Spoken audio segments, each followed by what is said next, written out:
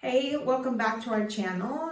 We are Kate and Clinton Armitage, and we are coming to you from the Budapest, Hungary mission. We're serving as MLS missionaries here in the little town of Sopron, Hungary. We've been here almost 3 months, which is a little crazy to us that it's kind of flown by like that. It's true. That's why, see, it is surprising. When did we get here? November? December? We got here the 1st of November. So yeah, it's kind of flying by. We're going to be here for 18 months. And we've been doing this channel for about a year now. It's almost a year. Now really? I think actually it is a year. I know, time is flying. Anyway, so we have recently gotten some questions from some of our viewers in the comments, and people watch us? Yeah, I know, it's surprising. It's surprising. I mean, we are actually surprised that we're helping anybody. We did this to maybe help some people because we were a little confused, and it seems to be helping some people. So we'll keep doing it as long as it's helpful. Yes, the only reason why we started it, it's the only reason why we're doing it is just to give people knowledge. Yep. So some of the questions that came up, we just thought, oh, these would be good to actually just talk about as one of our videos. So the first one is how to minimize house costs while gone. Oh, sweet. Well, actually, having talked to a lot of senior couples and those in the mission home, we pretty much narrowed it down to 3 things to help minimize cost. A lot of couples have actually sold their home and then come out on a mission, which is, I mean, you get rid of the house, you get rid of all the problems and expenses and stuff. And then, obviously you gotta have something when you come back, but I guess you deal with that later. The other one is you keep the house and you leave it unoccupied like we did. Or the third option is you leave the house and you put renters inside it. I guess a lot of it comes down to whether or not you also own the home or if you're paying a mortgage on the home. Would depend whether or not you actually have an expense with the house. We don't have a mortgage on the house, so it's just sitting there. And well, we have kids that go in it all the time, so we made sure that we unplugged a bunch of things. But then our kids are always back in it, and we have some family that's going to be moving in it in a couple months. But we wanted it to be open for our kids, especially some of our unmarried kids, just so they would have a place to go when they needed it. So what we did, like you said, we unplugged a lot of things, turned off the gas to the house. We're on a well, so I can't turn that off just because it would just freeze the pipes and stuff like this. So but no water's being used. We don't use it for sprinkling. Even if I had sprinklers, I'd turn those things off. It's just a waste of time having grass growing and stuff when no one's going to use it. Out of the 3 options, I feel like that's probably the one that is the most headache. For us, it hasn't been bad because, like we said, we have family that are just in and out of it. So we'll FaceTime them and talk to them about it and how to turn something on or off. But selling your house seems to be the most popular option that we've heard of. We even have a couple here who's in the mission who sold their home and they're building a house while they're here. So they're here for a year mission and they're having a house built. So they just have minimal maybe emails back and forth with somebody to answer questions or ask questions too. But it's a good way that they're having something built and they have something to do while they're waiting. Renting, I'm not going to get into renting too much because you get good stories and you'll get bad stories. We have a couple because we've rented a home also. While we were living in other homes, we've had rentals. And we've never had a problem. But we do know people that have gone on a mission and have rented their home out. And halfway through, they've heard all these horror stories, and family members and friends have had to go on to clean things up and stuff. But anyway, those are 3 options, and that's what we did to minimize our cost anyway. Yep. A question was, how do you keep in contact with your family? And we actually have a whole video that we were going to do on that, but we'll share some of the ideas of things that we do. We have 5 children, and we have 4 grandchildren. And so we don't FaceTime as much. We use Facebook Messenger. and there's a call option in there for a video. And that's the way that most of the people in the mission keep in contact with each other. And so that's what we do with our family. Yeah, we also Snappy Chatty and real, no, it's not real, it's Be Real. You do Be Reals, take pictures if you know what that is and stuff. And it's just seeing what they do at certain times of the day. You just take a picture and stuff. Marco Polo is another way that we'll just do videos in WhatsApp. Yeah, WhatsApp. So it's interesting because of our different kids, they use different styles of communicating with us. So with our son, it's texting, but he doesn't respond to my texts because he said it comes from a weird number, which is my international SIM card. So I have to use Messenger with him. And then some of my kids have Marco Polo, but then others don't. So really, if you can get everyone on the same page, that would be great. We could not do that with our kids. They would not get on the same page.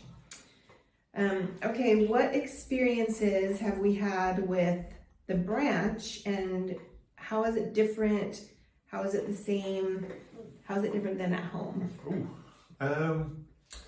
Well, I think the biggest thing, obviously, when we first got here, being in show prone, two things is the branch here is small, it's growing. COVID did not help anything in Europe at all. And so apparently, the numbers were a lot higher prior to COVID, and it really didn't help. But anyway, we have a nice small branch, awesome members, very faithful. And so like most small branches or even wards, sometimes you have multiple callings and you're doing multiple things.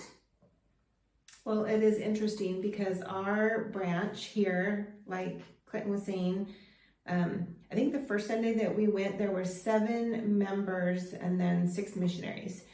And today there were 9 members and 5 missionaries and then 1 friend or somebody who was investigating. Yeah, and so it varies like that. But the one thing about the church is that you can go to any branch or ward anywhere in the world and they're going to have the same basic format. And I love that. And so we start out with a prayer, we have a sacrament meeting, we partake of the sacrament, we have talks, we have Fast Sunday on the first Sunday, and we have the Sunday school and the Relief Society and the Elders Quorum stick with the same schedule as they do anywhere in the world, and we're using the same lessons. Yeah. So all that's the same. Yeah, we do have some smaller branches here have opted for the half-hour sacrament and half-hour lessons. So 1 hour church. Which goes by really fast, which normally consists of basically 1 talk and sacrament, and then, you have a 20-minute lesson. But that's what they need. You also have to realize and understand that the members here, some of them are traveling in by train or bus, and so they're restricted by the Sunday schedules. And so that's what the ward facilitates or helps accommodate. And sometimes they'll have a calling for a really long time. These are really faithful members, and they will have a calling for a very long time. So I'm sure that it does get stressful and hard at times, but they handle it beautifully, and they're so warm and welcoming. We kind of feel like dum-dums sometimes with not having the language skills that we would wish we had. We wish we could just talk to them, but we feel their love for us, and I think they feel our love for them. But we had a funny experience on the last Sunday of December. It was the 5th Sunday, and normally on a 5th Sunday you have some kind of special meeting for the 2nd hour. And so we were wondering to each other, I wonder what the 5th Sunday is going to be. And then after sacrament meeting, everyone just got on and put on their coats and they left, and we were like, what is happening? And then we came to find out later it was the 1 hour church for Christmas. But we just don't know. We just still feel like we don't know things, and we laugh at each other all the time because we don't know. But yeah, so that is the branch. How did we overlap, or no, did we overlap with the previous missionaries? And the answer to that is no, we did not. But it's awesome though, because the reason we did it is because they opened up this area for us. And so I think our first video here, you know, we showed you our apartment and stuff, so it was brand spanking new, no one else had lived in it, so that was awesome. It did incur a little more cost because we wanted to put some things in here that weren't in here originally. Yeah, just something on that. There's a basic list that comes out from the church or the missions of the things that you should have in your apartment. So if you want anything past that, that comes out of your own money. So like we wanted a stand mixer for the counter. And so we bought that and just things like that. Just a cheap thing, but it's a lot better and easier than trying to use a hand mixer and stuff. Yeah, for sure. But anyway, yeah, so that was our experience with this. And no, most of our seniors do not overlap. No. One leaves and one comes in. But what we did do is obviously we were able to speak with our mission president, and you know, he will give you, once you find out the area where you're going, you'll be able to talk to that couple, find out the things that you should bring, shouldn't bring, some of the things that you may need. And reach out. If they don't ask you, reach out and ask. If you can get in contact with some of the missionaries and ask some specific questions about your mission. There have been senior missionaries in Chaperone before. It just has been a long time. Yeah. So, so that's our experience. We're trying to keep a little area book. Every time we go to visit less active members, we make a note of the date and time and what occurred, and we're even taking pictures. Some of the places are really hard to find, so we'll take a picture of the house and the street, and we'll put it, in the door, and we'll put it in this book and give really clear directions on how to find their house, so the next person won't have to do that. Yeah. Plus, you know, that way when you go to visit them, you know exactly where it is. Yep. Okay, are we still taking language lessons? Egan, we are. Yes, we are. So we took language lessons prior to coming, and then once you get in country, you have to send the church headquarters, the language people. You say, hey, look, we're in Chaperone and we want to do or continue language lessons. And they will right on, and they hook you up straight away, back with the same person, and you're back at it. And you can have it, from what I understand, you can carry on with the lessons for 4 months. And then after that 4 months, you can ask for a 2-month extension. And then that's it. You're cut off. Yep. So we've been here 3 months, so we'll probably have about 3 months left. It's getting to the point with our language where we're not feeling like we can speak, but there's things that are clicking more. Like for me, well, I guess I should back up a little bit. When we were at home, we would do 1 hour a week together. And then when we got in country, we wanted to beef that up a little bit more. And so we each do our own separate hour lesson. And so we're working on different things.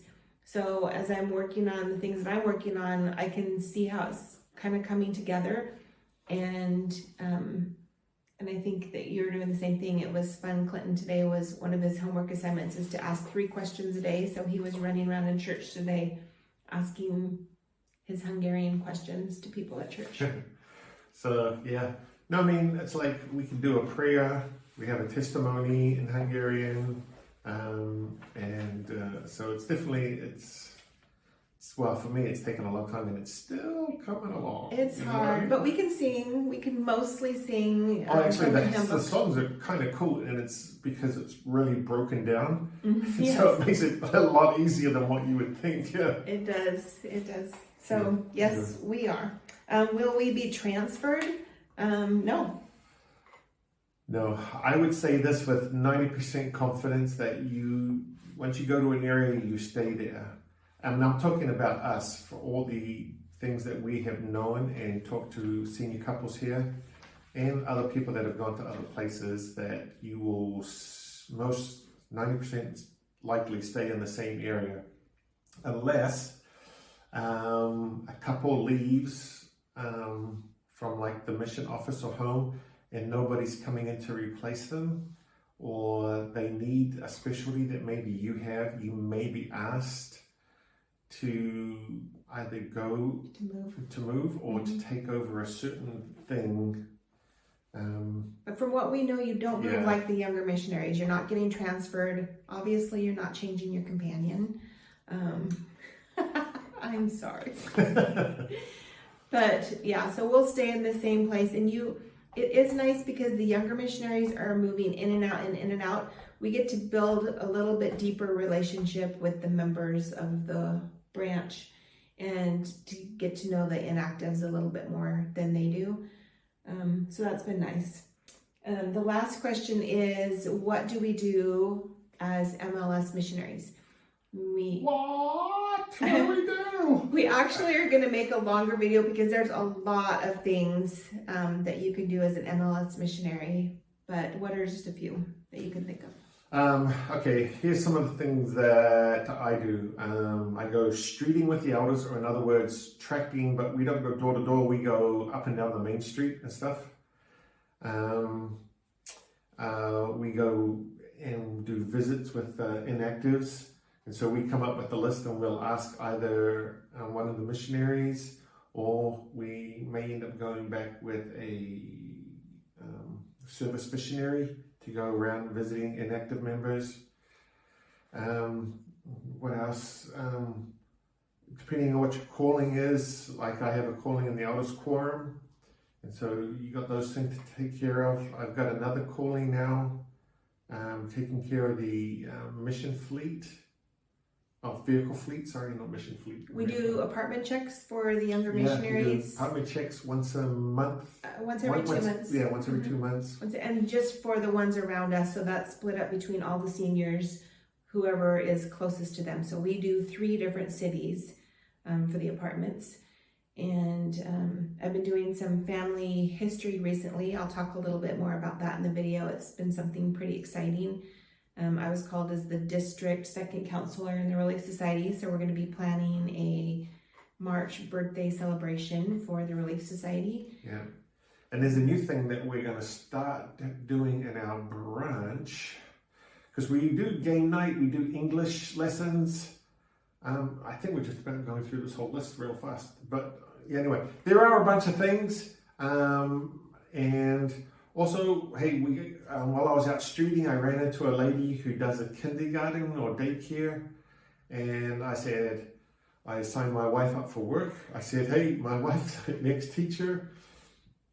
I think, she could volunteer. She was like, oh, tell her to give me a call. Yeah. So, I mean, there are things that you can do to help put the church's name out there. And you have to find, number one, you're not going to find it all on the first day. Oh, no.